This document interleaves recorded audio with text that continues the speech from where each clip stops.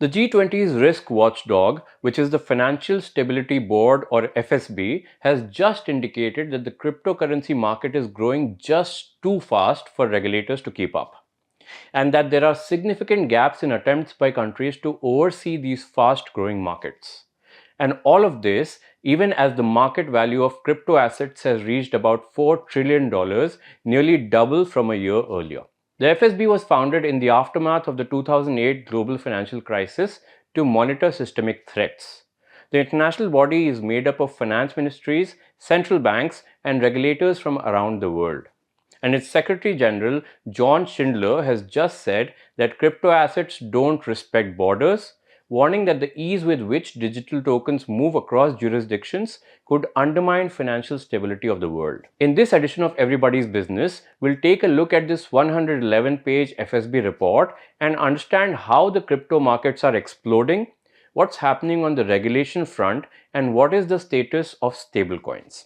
The FSB released a peer-reviewed report on October 16, and in that report, it found that stablecoins alone have grown by almost 3/4 over the past year to just under $290 billion. Let's first see what stablecoins are. Stablecoins are cryptocurrencies designed to keep a stable value, usually tied to real assets like the US dollar. They reduce volatility seen in coins like Bitcoin. And common examples include Tether and USD coin, both pegged 1:1 to the US dollar. In fact, Donald Trump's family firm, World Liberty Financial, launched a US dollar pegged stablecoin called USD1, backed by reserves like treasuries and cash, and deployed on Ethereum and Binance Smart Chain. And there's a Pakistan link here too. WLF signed a letter of intent with the Pakistan Crypto Council to collaborate on blockchain and stablecoin projects. This comes as Pakistan establishes its Virtual Assets Regulatory Authority and pilots a central bank digital currency, even though cryptocurrencies remain illegal under its current law. And this whole saga involves Bilal bin Saqib, the CEO of the Pakistan Crypto Council, who also serves as special assistant to the Pakistan Prime Minister on blockchain and crypto. It also involves Zach Witkoff. The name sounds familiar, right? Zach is the son of Steve Witkoff, who is Trump's special envoy to the Middle East. Zach Witkoff is the co-founder of Trump-linked World Liberty Financial. Coming back to the latest report, stablecoins have grown fast. They are up by almost 75% in a year. Now, what's important to note in the FSB report is that it says that as crypto grows, it's becoming more connected to traditional finance. That means that banks, investment funds, and even ordinary companies are now exposed, directly or indirectly, to crypto price swings.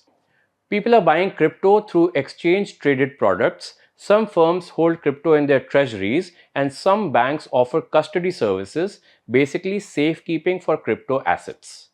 And all this makes crypto less isolated and more capable of causing a domino effect if things go wrong.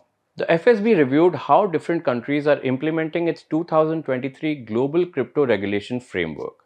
That framework had two parts. One, Crypto Asset Activities or CA, covering exchanges, wallets, and service providers, and two, Global Stablecoin Arrangements or GSC, focusing on how stablecoins are issued and managed. Out of all the major jurisdictions reviewed, only 11 have finalized rules for general crypto activities.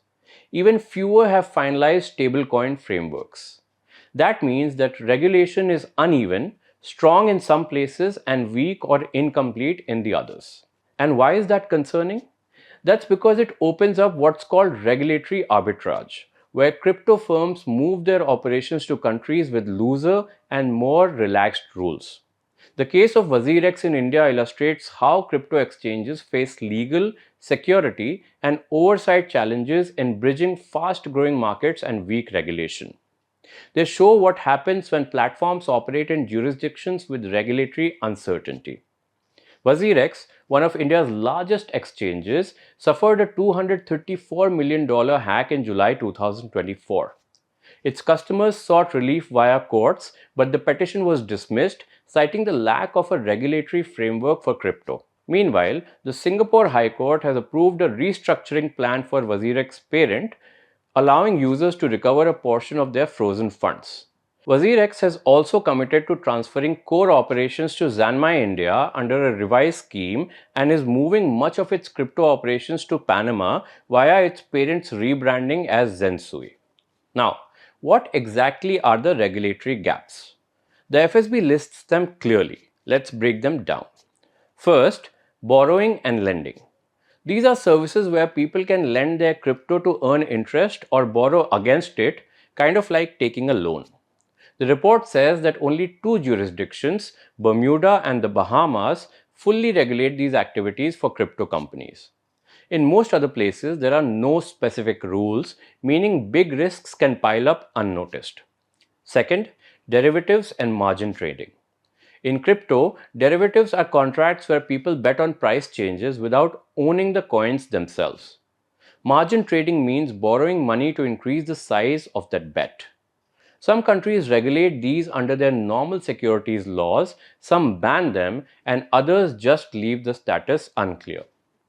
That patchwork means that risk could build up in unexpected places. Third, yield or earn programs, where exchanges promise returns on your crypto, often by lending it out or reinvesting it elsewhere. The FSB says that many frameworks don't clearly cover these schemes, leaving room for liquidity mismatches when users want their money back but the company can't pay quickly because it's tied up elsewhere. Fourth, proprietary trading, which means a crypto platform is also trading for its own profit, potentially against its customers. Rules on this differ very widely. Some countries ban it, others allow it with conditions, and some don't mention it at all. And finally, custody and operational risk. That's about how exchanges safeguard user assets. Some regulators demand strict segregation of customer funds or cold storage, while others rely on disclosures alone. The FSB says this inconsistency can leave users exposed if a platform collapses. But in all of this, stablecoins deserve special attention. Even though they aren't yet widely used for everyday payments, their reserves have become massive, similar in scale to what some foreign governments or big money market funds hold. These reserves are usually invested in very short term assets like treasury bills. So, if there's a crisis and stablecoin users suddenly rush to redeem their coins, issuers might need to sell those assets fast. That could cause a shock in regular financial markets too, a risk that's known as fire sale risk. The FSP found that only 5 jurisdictions have fully implemented its global stablecoin recommendations. Many others are still at the early stages. Now, another major issue the FSB found is data or the lack of it. Many authorities don't get consistent, detailed reports from crypto companies. Instead, they rely on commercial data providers that often collect incomplete or inconsistent information. That makes it hard for regulators to spot risks early, understand interconnections, or even estimate total exposure across the system. In short, regulators are sometimes flying blind. Now, the report says, and we all know this already, that crypto doesn't stop at borders but regulations do. The report says cooperation between countries is fragmented and inconsistent. When regulators do exchange information, it's usually about enforcement, like going after the bad guys, but not about ongoing supervision or risk monitoring. Different legal systems, privacy laws, and agency responsibilities make things harder. If one tangibly maps out where the rules stand, it's very patchy. Regions like the European Union, Hong Kong, Japan, Singapore, Thailand, Turkey, the Bahamas, and Bermuda have finalized frameworks for crypto activities. But countries like China, Saudi Arabia, and India are still at early stages or have bans and prohibitions instead. For stablecoins, even fewer have completed frameworks, only a handful worldwide. The report ends with 8 key recommendations, which is sort of a to do list for the world. 1.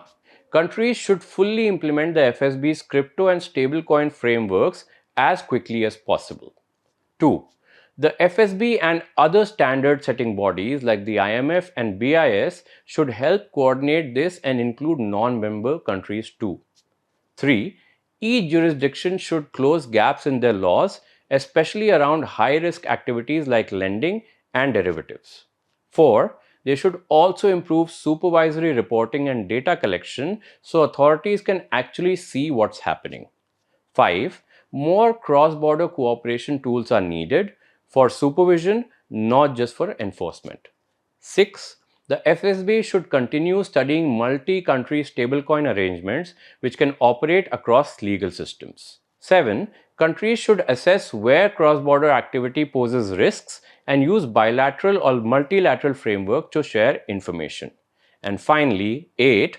The FSB and other bodies should identify best practices for cooperation between jurisdictions. So, what's the big picture here? That crypto is no longer a niche experiment. It's a fast moving global market connected to banks, investors, and payment systems. But the rules are still way behind and are catching up. The FSB isn't saying crypto should be banned, only that it should be properly supervised, just like other parts of finance. The key message is this: without stronger, consistent regulation, risks could build up silently, and when they surface, they could spill over into the broader economy. Now, if we look at India, crypto trading is allowed but still not fully regulated.